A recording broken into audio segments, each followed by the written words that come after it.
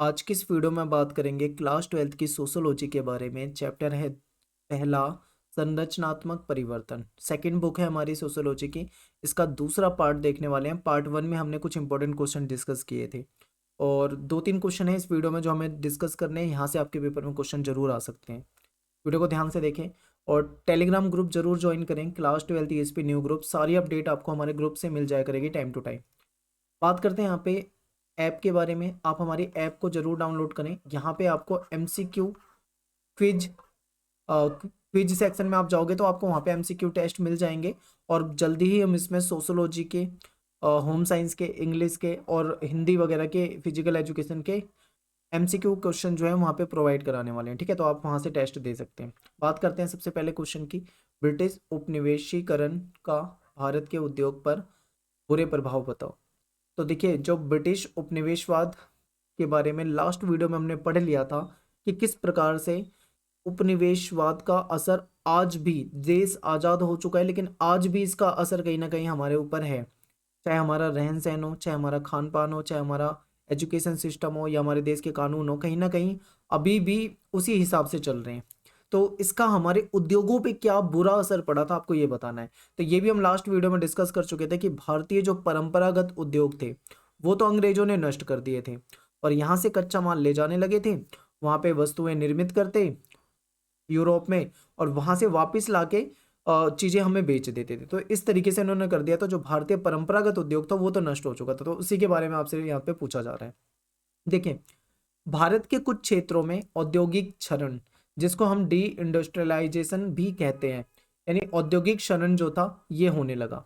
यानी कि हमारे जो पुराने उद्योग, जो कभी बहुत फले फूले उद्योग थे, जो बहुत चलते थे, वो उनका पतन होने लगा। यानी कि ये धीरे धीरे क्या होने लगे, हमारे उद्योग नष्ट होने लगे, खत्म होने लगे। भारत के प्राचीन नगर की बात करें जिसमें सूरत और मछलीपट्टनम आता है, यहाँ पे आप देखोगे कि यहाँ पे व्यापार होता था, चीज़ों का उत्पादन होता था, निर्माण होता था, लेकिन धीरे धीरे क्या होने लगा, ये समाप्त होने लगे, यानी कि ये कमजोर पड़ने लगे। ठीक है, यहाँ पे व्यापार धीरे धीरे कमजोर होने लगा और ये नष्ट होने लगे, पतन होने लगा। लेकिन यहीं पे अगर आधुनिक नगर की बात करें जो कि अंग्रेजों के समय में फले फूले, जैसे कि मुंबई, मद्रास, यहाँ पे फायदा होने लगा था। ठीक है, जो उपनिवेशवादी शासन में प्रचलित हुए थे ये मजबूत होने लगे थे। तो यहाँ पे आप इस तरीके से बता सकते हो कि अंग्रेजों ने भारतीय जो प्राचीन नगर में जो हमारे परंपरागत उद्योग व्यवस्था चली आ रही थी उसको धीरे धीरे कमजोर किया और वो धीरे धीरे नष्ट होने लगे। और जो अंग्रेजों के द्वारा बनाई गई व्यवस्था थी वो धीरे धीरे क्या होने लगी, विकसित होने लगी थी। तो इस तरीके से आप यहाँ बता सकते हैं। एक क्वेश्चन आप देखिए यहाँ पे कि चाय के बागानों में कार्य करने वाले मजदूर के साथ होने वाले अत्याचार बताइए। देखिए यहाँ पे टाइपिंग की मिस्टेक है, यहाँ पे होने वाले होंगे। ठीक है, यानी मजदूरों के साथ जो अत्याचार होते थे उसके बारे में आपसे पूछा जा रहा है। तो ध्यान से देखिए क्या क्या है, समझिए इसे। क्या हुआ कि जो औपनिवेशिक सरकार थी वो गलत तरीके से मजदूरों की भर्ती करती थी और सस्ते मजदूर पाने के लिए क्या करते थे, जैसे असम की अगर बात करें तो असम क्षेत्र में यहाँ पे चाय के बागान वगैरह होते थे, तो ये क्या करते थे, झारखंड वगैरह से या अन्य राज्यों से मजदूरों को ले आते थे और जबरन उनसे यहाँ पे काम करवाया जाता था बागानों में। ठीक है, इनसे बलपूर्वक काम कराया जाता था, जबरन।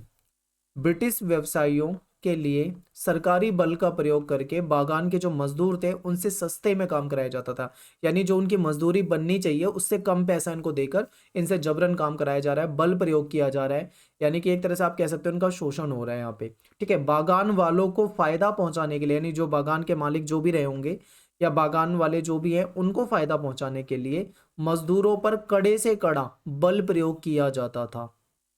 ठीक है, देखिए पॉइंट ध्यान से, आगे देखिए, एक दो पॉइंट और हैं इसके। जो श्रमिक थे, मजदूर थे, इनका शोषण जो था बड़े पैमाने पर होता था। जहां मजदूर काम करते थे वहां पे बेसिक सुविधाएं भी नहीं इनको मिलती थी, स्वास्थ्य सुविधाएं उपलब्ध नहीं होती थी और कहीं ना कहीं इनके साथ हनन हो रहा था इनके मानव अधिकारों का। ठीक है, जबरन इनसे ज़्यादा समय तक कार्य कराया जाता था, पैसे वगैरह सुविधाएं जो इनको मिलनी चाहिए वो चीज़ें नहीं मिलती थी। तो ये सारे यहाँ पे शोषण हो रहे थे। तो आप इस तरीके से ये जो पॉइंट मैंने आपको बताया आप बता सकते हैं, आसान पॉइंट है बिल्कुल। नेक्स्ट देखते हैं, स्वतंत्र भारत में औद्योगिकरण। अभी जो हमने पढ़ा था लास्ट वीडियो तक, हमने ये पढ़ा था कि अंग्रेजों के आने से के बाद से हमारे उद्योगों पर क्या असर हुआ था। ठीक है, किस प्रकार से भारतीय उद्योग धीरे धीरे पतन की ओर जा रहे थे, ये हमने पढ़ा था। लेकिन अब बात कर रहे हैं स्वतंत्र भारत में, यानी 1947 के बाद भारत में औद्योगिकरण जो था वो किस प्रकार फला फूला या आगे बढ़ा। देखिए, आज़ादी के बाद के सालों में, यानी आज़ादी के बाद के वर्षों में भारत में अनेक औद्योगिक शहरों का उद्भव हुआ। अब बोकारो, भिलाई, राउरकेला, दुर्गापुर जैसे शहर के बारे में पढ़ चुके हैं। यहाँ पे उद्योग लगाए गए, ठीक है, इस्पात कारखाने लगाए गए। स्वदेशी आंदोलन जो था, इसने भी भारत के राष्ट्रीय अर्थव्यवस्था के प्रति निष्ठा को मजबूत किया। उस समय में एक आंदोलन चला था, स्वदेशी आंदोलन। और आपको पता होगा कि आपने मॉडर्न हिस्ट्री में पढ़ा होगा कि जो बाहर से बनी यूरोपीय वस्तुओं जो होती थी उसको त्याग करने की बात की गई थी, और भारतीय जो वस्तु होती जैसे कपड़े, खादी वगैरह जो है उसका इस्तेमाल करने की बात चल रही थी, लेकिन बाहरी चीज़ों का विरोध किया जा रहा था। तो देखा जाए स्वदेशी आंदोलन, तो स्वदेशी आंदोलन से जो भारत की जो राष्ट्रीय अर्थव्यवस्था के प्रति निष्ठा जो लोगों में थी वो मजबूत हुई।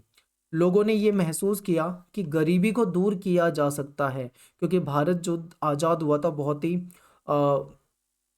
ऐसे कह सकते हो बेकार स्थितियां थी। गरीबी बहुत ज़्यादा थी, ज़्यादातर लोग पढ़े लिखे नहीं थे, सुविधाएं नहीं थी, ठीक है। तो लोगों ने महसूस किया कि गरीबी को दूर किया जा सकता है।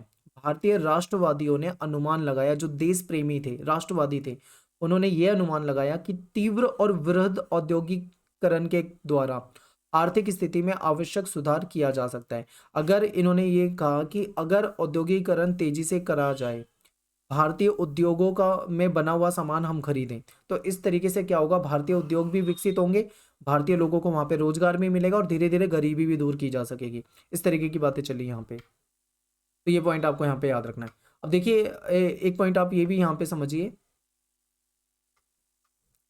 कि जिनसे ये माना जा रहा था कि अगर उद्योग ज़्यादा लगाए जाएंगे और देसी उद्योग होंगे, यानी देश के उद्योगपति होंगे, हमारे लोगों को रोजगार मिलेगा, तो इससे क्या होगा, इससे विकास और सामाजिक न्याय भी हो पाएगा।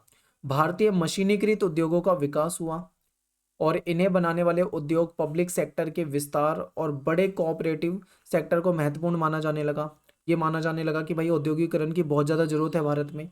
और जो नेहरू जी थे, इनकी भी सोच कुछ इस प्रकार से थी, ये चाहते थे कि आधुनिकता भी हो, भारत समृद्ध भी हो, लौह इस्पात उद्योग वगैरह जो हैं ऐसी परियोजनाएं को आगे बढ़ाने की बात थी, विशाल बांध, बिजली उत्पादन, इन सब चीज़ों को आगे बढ़ाने की बातें चल रही थी। तो इस तरीके से माना जा रहा था कि भारत जो है आज़ादी के बाद धीरे धीरे विकास की ओर अग्रसर हो जाएगा अगर ये सारी चीज़ें अपनाई जाती हैं। तो यहाँ से कुछ पॉइंट आपको यहाँ पे ध्यान रखने हैं, ठीक है। पेपर में क्वेश्चन आपके आ सकता है नगरीकरण से रिलेटेड और औद्योगिकरण से रिलेटेड, तो आपको ये चीज़ें ध्यान रखनी है।